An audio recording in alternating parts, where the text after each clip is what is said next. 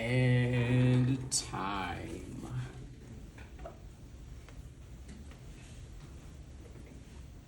So, should people pay for music? Should people pay for music?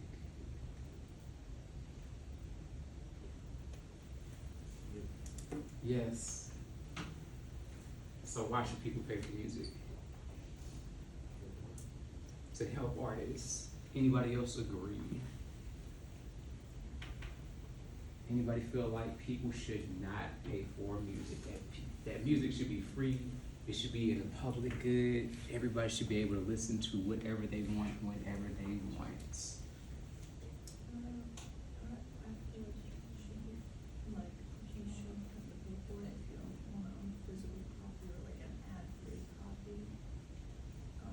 So then, that's the only way I can see for like anything. Especially with like old media you hear on radio, free, but you still have those ads. So I think ads are fair if you don't want to pay for it. Okay, so essentially what you're saying is the price comes with the media, the actual physical media. So if you're actually buying an album, you're buying a CD, you're paying for the tangible thing. But if you're not getting that and you just want to like listen to ads, then it should be free. Anybody agree with that point?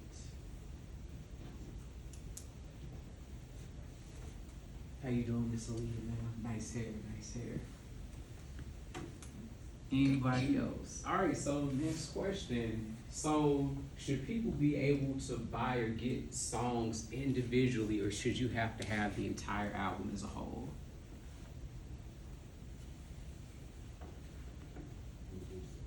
Individually, why individually?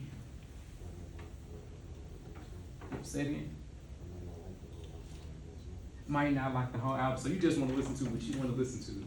So especially if you're paying for it, you feel like if I'm about to buy this song, I don't want what I want, what I want. I don't want to just pay for everything and I'm not gonna listen to it. Anybody else agree or disagree? I think it should be an option. But some people buy the album or an individual song off the album. But some people might actually listen to the whole thing. Like if it's something you don't know what you like, but if it's something that you already like, you might like that one song like you said. So it should be optional, so you should have complete choice. So if you feel like, all right, I just want this one song, that should be a choice. Or if you feel like, you know what, I actually want to get the entire album, then that should be a choice as well. So today we are going to be talking about new media, specifically in the space of music. So to go back a little bit to get into the history of music, so long time ago, music only existed in a physical form, physical media. So all the way back, I can't even remember when it was, but there actually used to be these little cylinders. So if you think about like those little Stanley thermos kind of things, so it's kind of shaped like that, but it was made out of, what was it, like clay or something like that. And so that was probably like one of the earliest forms of people being able to use music. So even before then, before there was the recording technology, the only way you could listen to music was in person. So somebody actually had to be at a concert. Somebody had to be like next to somebody that was playing an instrument. There was no way that you can actually take music with you to the personal confines of your home or anything like that. You literally had to be at the source of wherever the music was coming from. But then as technology started to develop, we got these little cylinder things.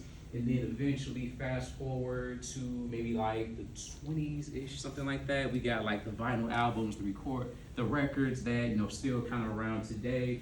Also, we had these things called the 8-tracks. It was before my time. But is anybody familiar with like the old school Nintendo or Sega Genesis? So how I had a cartridge. So that's basically what an 8-track was. So it was like this physical thing that it was called an 8-track because it could literally fit 8 songs on it. So that was the full extent of what you had. You also had the cassette tape. So the cassette tape kind of expanded it. So with the album, at the time, you roughly could have a total of like 8 songs on the album, 4 on each side.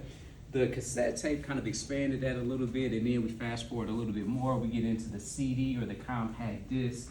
So anybody old enough to remember the compact disc CD? Yeah, so that was the thing. So that was like the thing that was big when I was growing up. So we had cassette tapes, but then CDs came out, and CDs were really cool because they let us have like higher quality music. Cassette tape was still the thing because we used to be able to like record songs off the radio. So before we had Apple Music, Spotify, or anything like that, you literally, if you wanted to hear certain songs or you wanted like a playlist or something like that, you literally had to sit in front of the radio with your like your tape recorder. You had to wait till the song came on, you hit record, but then it's the radio, so the DJ, he got to do his drop and everything, like, yeah, so this the new, and so you get all of that, you be like, man, shut up, I'm just trying to get the song. But that was like the evolution of music technology. And so the overarching theme was kind of like Janice said, all these were physical mediums, which meant people had to actually pay for it. So, there was a physical object that you had to acquire in order to also have the music. However, getting into the 90s, that started to shift a little bit with the invention of the internet, or more specifically with the public availability of the internet. 'Cause the internet, I think, was invented in like the 80s. But when the average person actually had the internet, it really started to shift it. Also, the fact that people had computers. And so one of the first things that really started to change the music and how we got music was when people had computers, they had the ability to copy CDs, or the ability to take a physical CD and record it to their computer. So instead of having to rely solely on this physical disc, you could also have a copy of your album, your music, whatever, on this computer. And so one of the reasons why that was a good thing, because physical things break.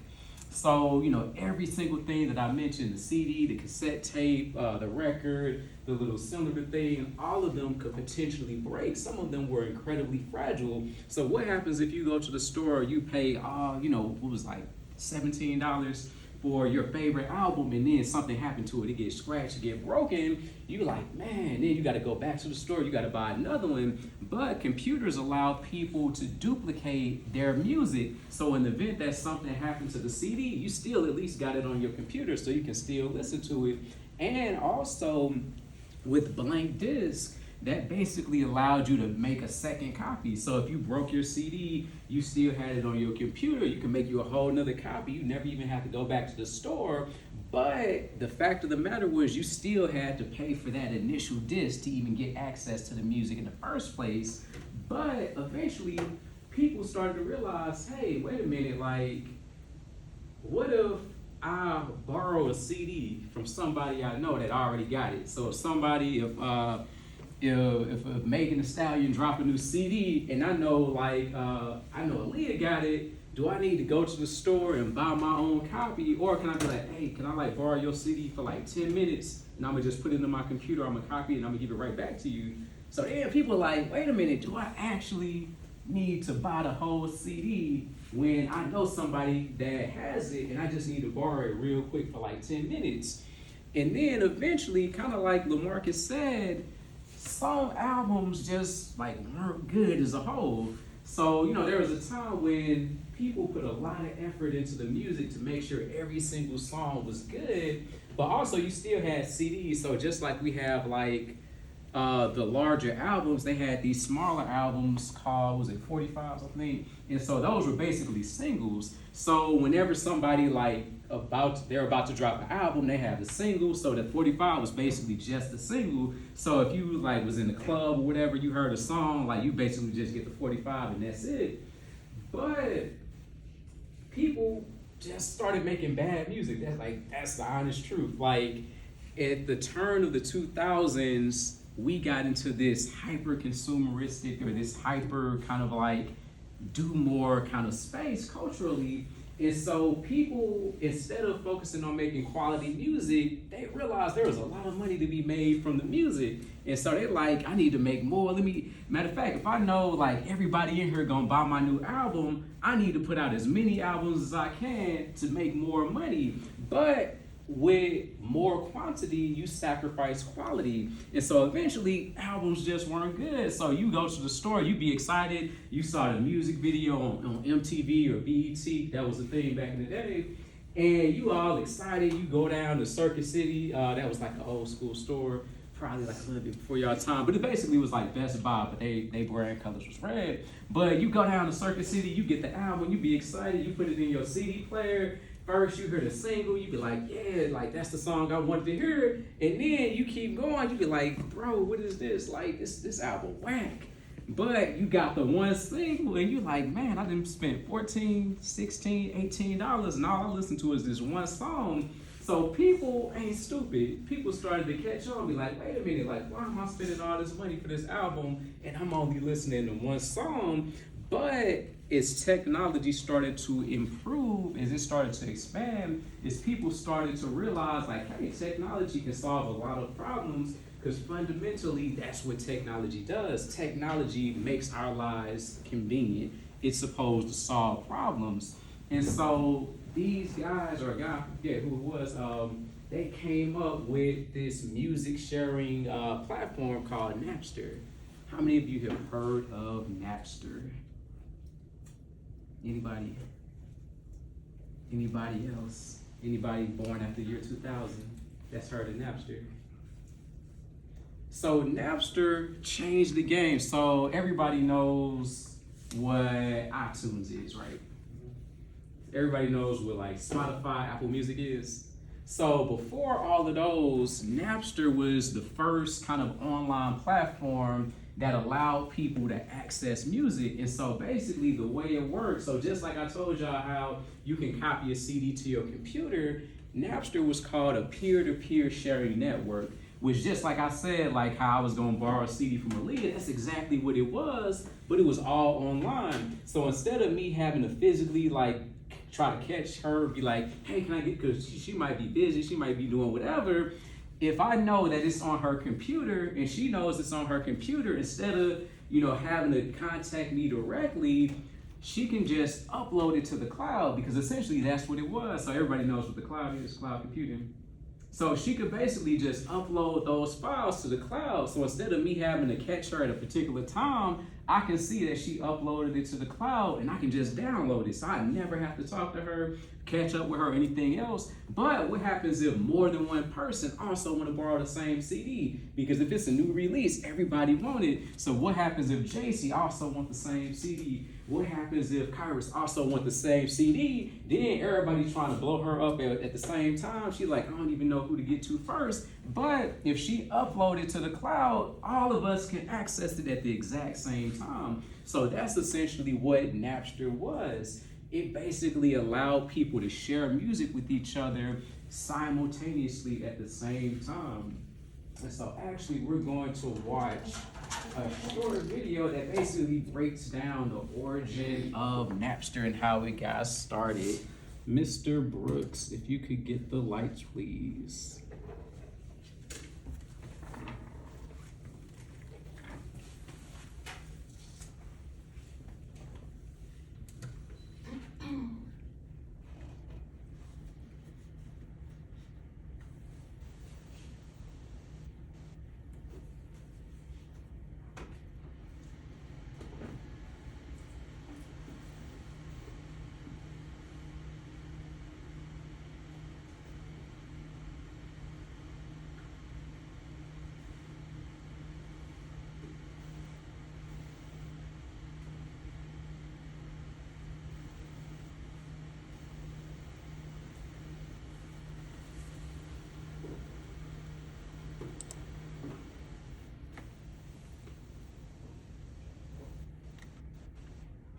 The latest software makes it easy for students to access their favorite tunes.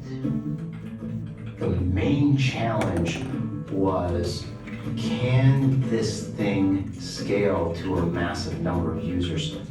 And I just thought, okay, if this piece of code works, this is going to be huge. And I had a moment there where I asked myself, is it morally correct? Technology is advancing. This is gonna happen anyway. You have a generation of people now who expect their music for free. Don't care how wrong it is, I've got good intentions. It's very difficult to change.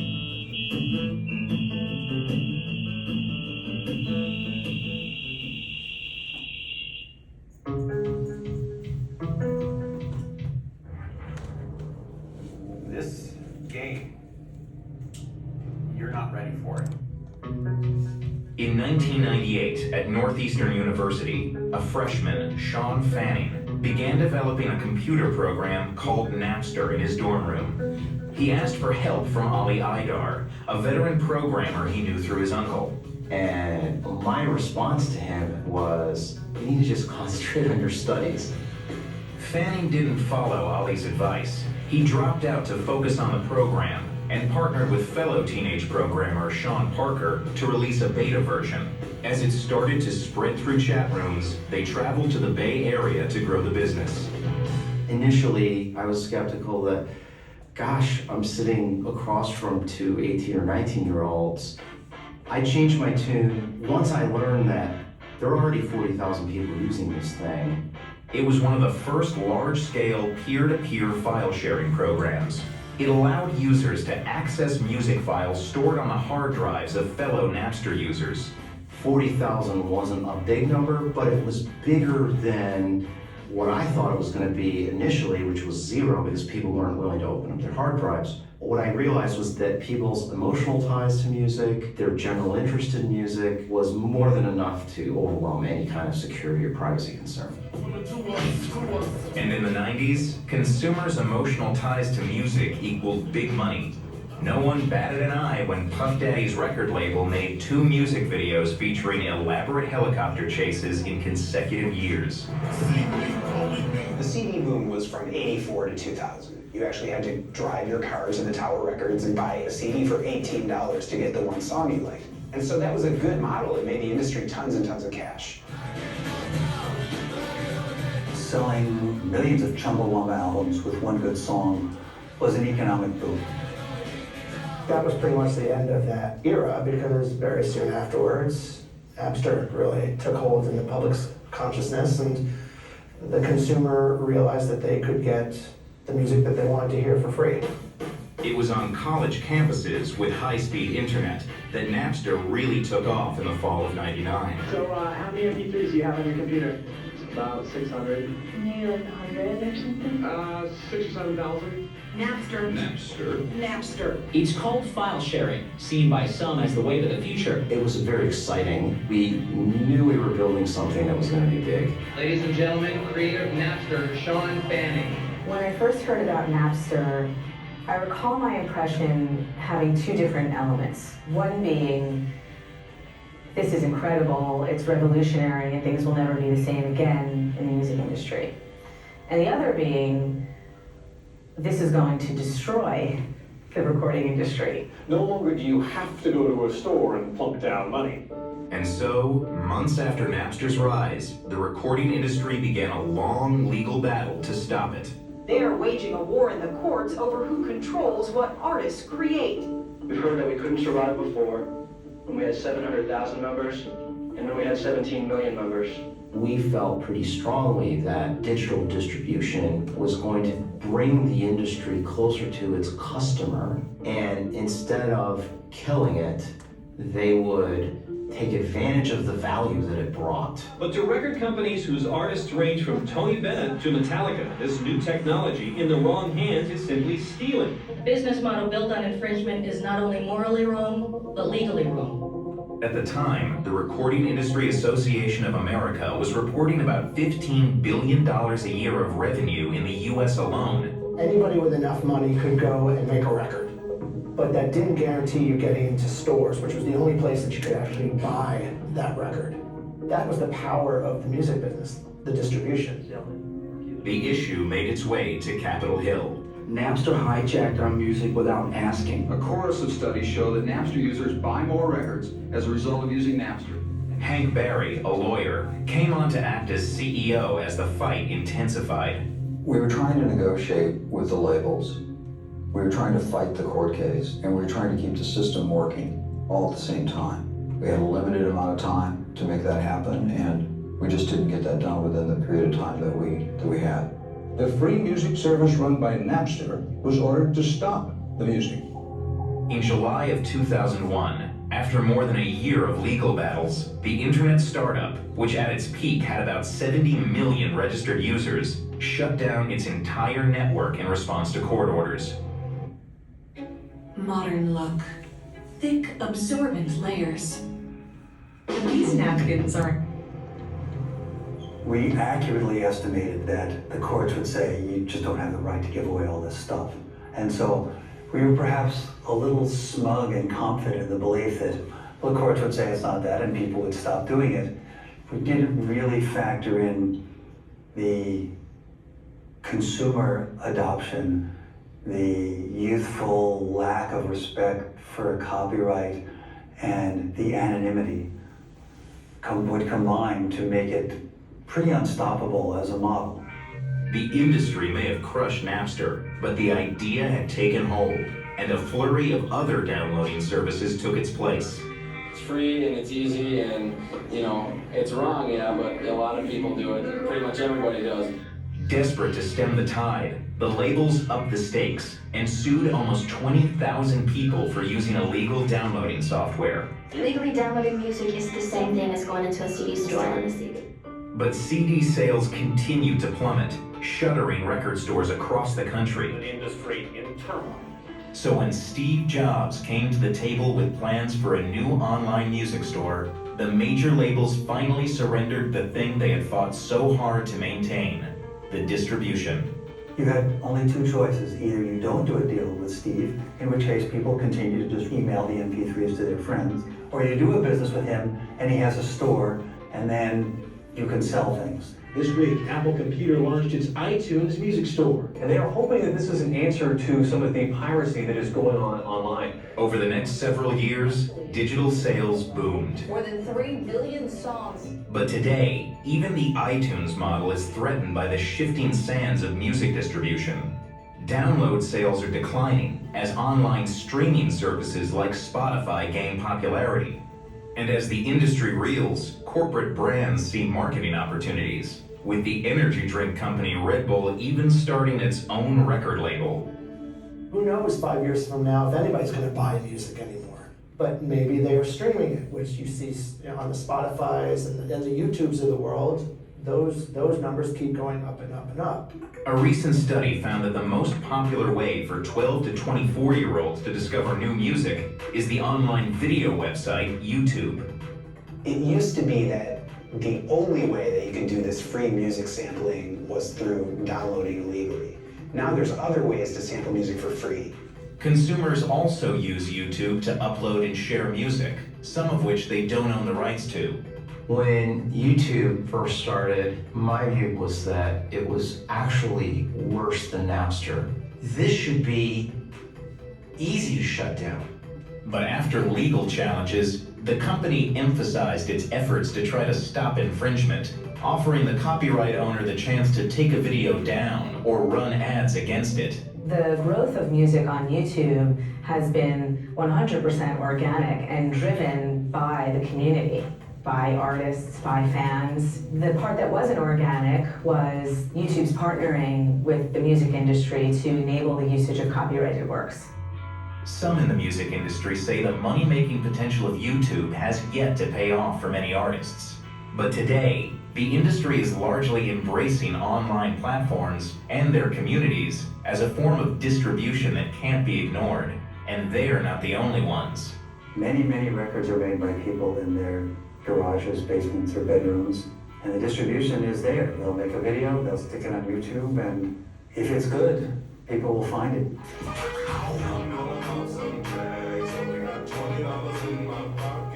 Macklemore and Ryan Lewis jump-started their career without a record label when their video went viral on YouTube.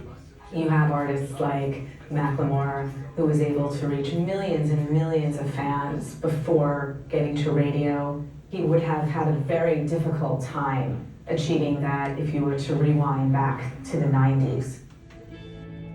For many others, streaming services hurt their bottom line. Royalties are small fractions of what artists once made from sales, and some musicians have had to grapple with this new reality more than others. I don't care how wrong it is, I've got good intentions. I haven't seen much money from record sales. Spotify and Pandora and all that stuff is great, but again, the amount of money I receive from that is very small. I'm really very happy to be here with Miss Emmylou Harris. Robert Ellis is a singer-songwriter who's released critically acclaimed albums and tours with the likes of Willie Nelson and Emmylou Harris.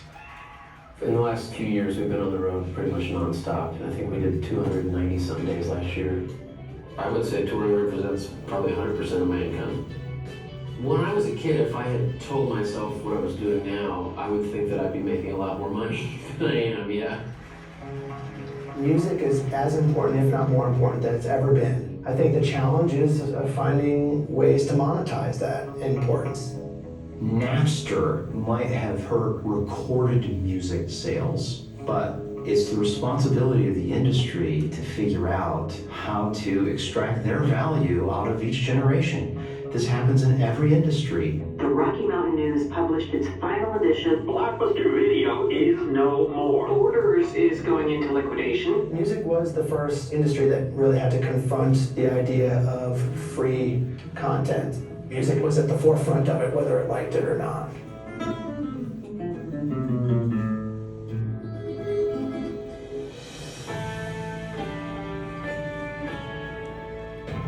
And Mr. Brooks, if you could get the lights, please.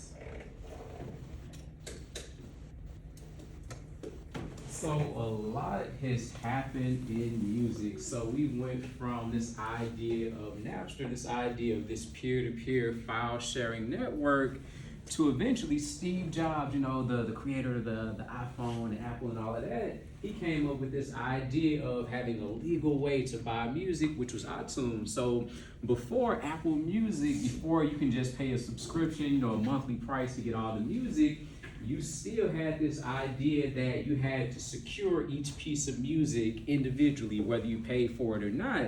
There is this idea that you still were dealing with files. So if you think about your iPhone, you know, each iPhone has a certain amount of storage on it. And so regardless of whether you paid for the music or you got it for free, it still took up storage space on your phone. So you still had to buy like hard drives. You had to have something to actually store the music on. Even if you got it completely for free, there was still like a physical cost to having like the space. However, eventually as time went on, you had streaming platforms like Pandora. So I think that was like one of the first ones I got on, where it was kind of like a radio station. You couldn't listen to whatever you wanted to listen to. You could put in like an artist's name and it would play music related to that artist, but you couldn't like pick an individual song that you specifically wanted to listen to. Then also you got into your YouTubes, as they mentioned, you got into your Apple Music, your Spotify and everything like that. Also for me in particular, you know, I am an artist, I am a creative, and I actually have worked with people who have music on streaming platforms. They do shows and everything like that. I've actually been on a song with a particular person. And so I think when we did the song, it cost probably like a couple of $100 just for the studio time, not including all the time that went into like writing the music and everything like that. But let's just say, you know, I think studio time probably goes like $100 an hour-ish, something like that. So we spent 2.5 hours, so probably like $250, let's just say $250. And so just like they were saying, for artists, initially when you're selling CDs, that means each time you sell a CD, you're getting like $15 or something like that.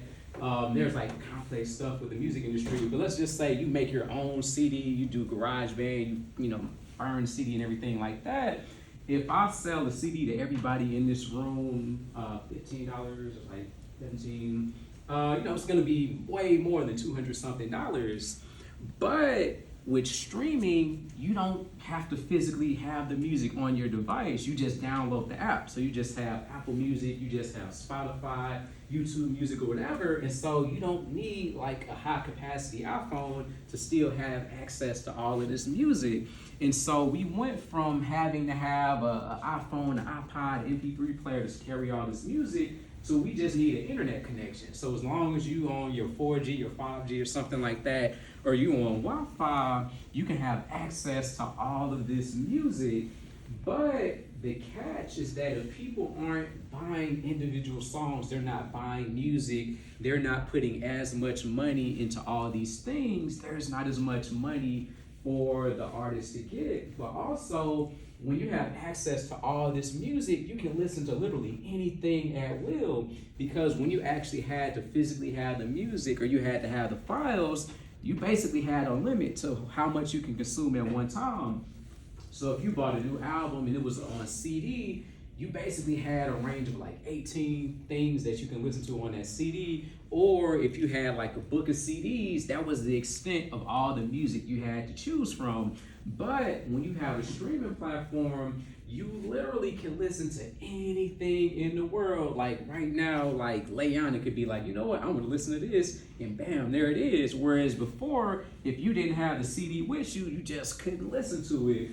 But the reality is, when it comes to economics of scale, people don't make nearly as much money because there are so many other things at play when it comes to streaming. And so one of the things I've realized, and this kind of goes back to the idea of like entrepreneurship, because essentially musicians are entrepreneurs. You're creating a product that which you're selling to other people.